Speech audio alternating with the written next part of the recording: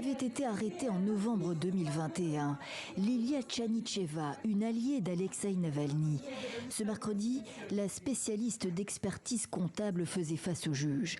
Coupable d'extrémisme. Le verdict est assorti d'une condamnation à 7 ans et 6 mois de colonie pénitentiaire. Le parquet en avait requis 12.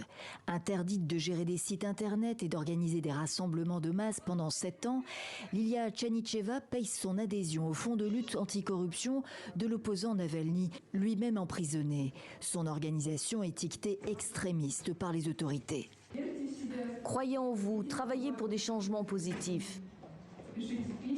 Écrivez-moi des lettres, j'ai vraiment besoin de vous.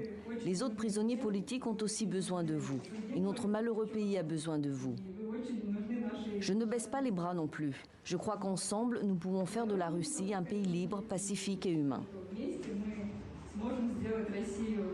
C'est la dernière opposante en date sanctionnée en Russie. Les mauvais Russes, jugés hostiles au Kremlin d'un côté, les bons de l'autre, distingués par Vladimir Poutine en début de semaine. Et parmi les mauvais Russes se trouvent les opposants à la guerre en Ukraine, dont Oleg Orlov, coprésident de l'ONG Memorial, dissoute par les autorités russes. Je pense que l'invasion russe de l'Ukraine allait à l'encontre des meilleurs intérêts de la Russie et violait la paix et la sécurité internationale.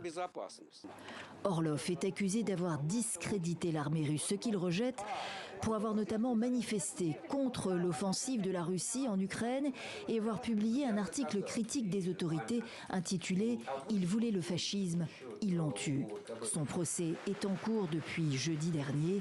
Le défenseur des droits humains risque jusqu'à 5 ans de prison.